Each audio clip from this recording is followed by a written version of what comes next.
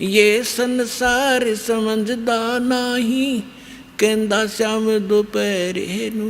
गरीबदास ये वक्त जात है, रोवोगे इस पैरे नू। गरीबदास ये वक्त जात है, रोवोगे इस पैरे नू। मैं तो दे दी है बालम बैरे नू, मत दे दी है बालम बैरे नू। ऊंची थलियां खेती बोए, ये भूल गए हैं नज डेरे नू। ऊंची थलियां खेती बोए, ये भूल गए नज डेरे नू। गरीबदास ये वक्त जात है, रोवोगे इस पैरे नू। गरीबदास ये वक्त जात है, रोवोगे इस पैरे नू। मैं तो दे दी बैरे नू, मत दे दी है बालम बैरे। अब इसमें क्या बताना चाहा है परमात्मा के ज्ञान को गरीबदास साहिब जी ने, कि यदि आप किसी मित्र को, बहन भाई को, या कोई और निकट के संपर्क वाले को कुछ बताना चाहोगे इस ज्ञान के बारे में, वो कति सुनने को तैयार नहीं, क्योंकि मन है उसके अंदर प्रभावी है, हैवी है मन। और उसी व्यक्ति को कोई ये कह दे, कहाँ जाते हो भाई, कि मैं जाता हूँ अमरनाथ पे, और उसको ये कह दे कि केदारनाथ पर जाने से बहुत लाभ होता है, तो पूछेगा कब जाएगा, मुझे भी ले चलना। No objection. कोई सोमवार का व्रत रखता है, तो उसको कोई ये कह दे कि शुक्रवार का व्रत बड़ा बेनिफिट देता है, अच्छा बता कैसे करना होता है, तुरंत मान जाएगा। तो यहाँ परमात्मा कहते हैं, मैं तो दे दी बालम बैरे नू, और संसारी दी गल्ला चीने। आम आदमी कह दे वो मान ले, और ना बुझ जाए सब जो गहरे नू।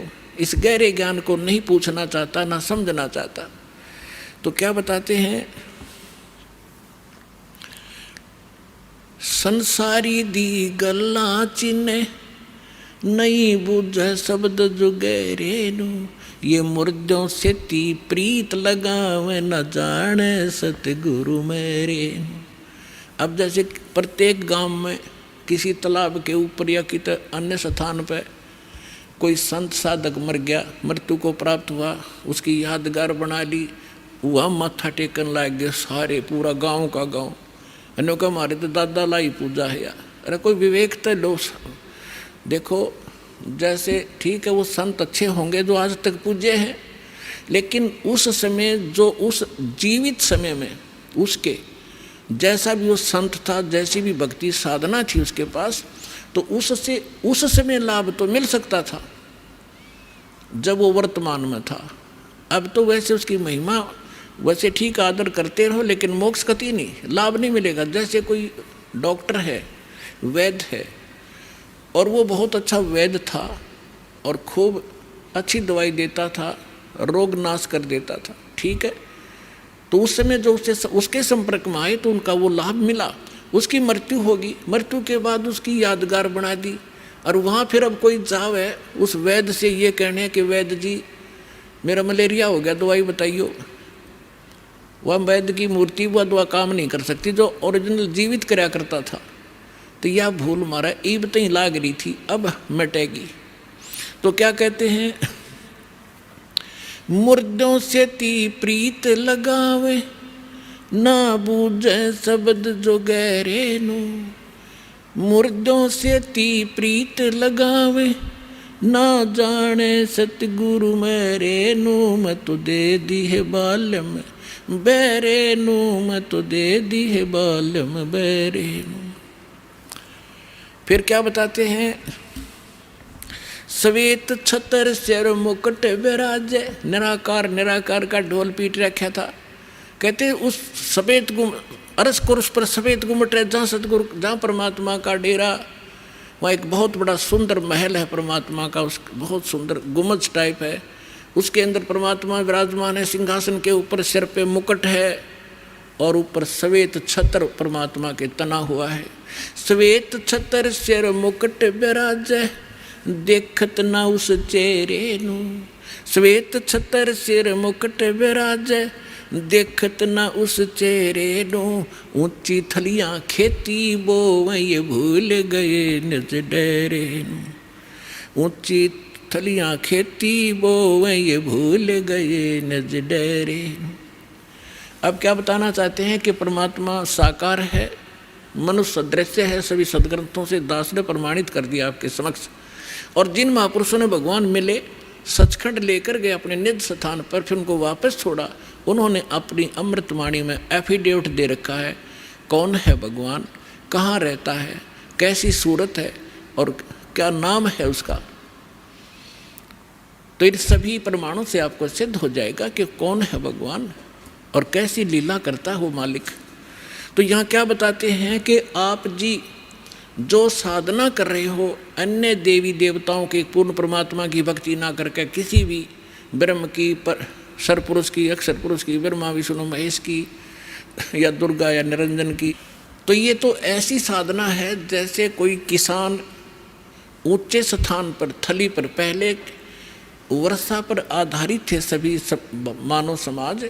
और उस समय गरीबदास जी ने भी किसान थे। गरीबदास जी जाट ग्रुप में, जाट जाति से थे, और अपने वहाँ के साथी जो किसान थे उनको भी समझाना था। इसलिए बता रहे हैं कि जो मैं भक्ति बता रहा हूँ जिस भगवान की, उसकी साधना ना करके आप अन्य जो साधना कर रहे हो ऐसी है जैसे ऊंची थलियों पर, ऊंचे स्थानों पर बीज बो दिया, खेती कर ली, और जब थोड़ी बहुत वर्षा हुई तो वो उस थलियों का पानी एक समतल स्थल पर, डहर बोलते थे उसको, डहर, वहाँ आकर इकट्ठा हो जाता था। और उस स्थान को, डहर के अंदर पानी वर्षा भी और आसपास के ऊंचे क्षेत्र का उसी में आ जाता था। और उसमें जब बोई जाती थी फसल, जैसे ऊंची थलियों पर बोई हुई तो वो होती ही नहीं थी, और डहर में बीजा हुआ 1 एकड़ में मनमाने 50 मन कनक हो जाती थी, और ऊंची थलियों पर 2 मन की भी नहीं होती थी मुश्किल से। तो क्या बताते हैं गरीबदास साहब जी, एक फॉर एग्जाम्पल बता रहे हैं कि तुम ऊंची थलियां खेती बो, भूल गए निज डेरे नू।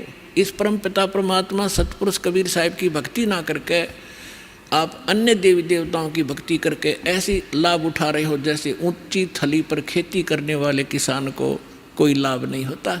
और जो डहर में बीज बोता है, प्रयत्न दोनों एक जैसा ही करते हैं, तो उस डहर वाली यानी उपजाऊ ज़मीन में और समतल ज़मीन में घना लाभ होता है। तो ये समझाना चाहते हैं कि जो साधना हम बताते हैं वो तो डहर समझो।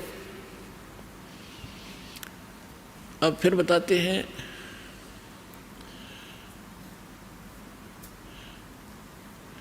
गोता मारूं स्वर्ग में, जा बैठूं पाताले, गरीबदास ढूंढता फेरूं अपने हीरे मोती लाल। चारों युग में मेरे संत पुकारे, और कूक कहा हम हेल रे, हीरे माणिक मोती बरस, ये जग चुगता ढेल रे। अब परमात्मा कबीर जी से प्राप्त ज्ञान को कैसे विश्लेषण कर रहे हैं गरीबदास जी। कबीर साहब बता रहे हैं कि चारों युगों में मैं आया, अच्छी आत्माओं को मिला, उनको तत्व ज्ञान और यथार्थ स्थान से परिचित करवाया, सतभक्ति से परिचित कराया, और ये चारों युग में संत पुकारे और कूक कहा हम हेल रे, हीरे माणिक मोती बरसे, ये जग चुगता ढेल रे। हम तत्व ज्ञान और यथार्थ साधना रूपी हीरे मोती लालों को बखेर रहे हैं, और आप जी इस ज्ञान से परिचित न होने के कारण इन लाल और हीरे मोतियों को ग्रहण ना करके कंकर पत्थर, आन उपासना रूपी कंकर पत्थर इकट्ठे कर रहे हो, जो तुम्हें बाद में कोई लाभ नहीं देगी। उसी को यहाँ प्रमाणित कर रहे हैं।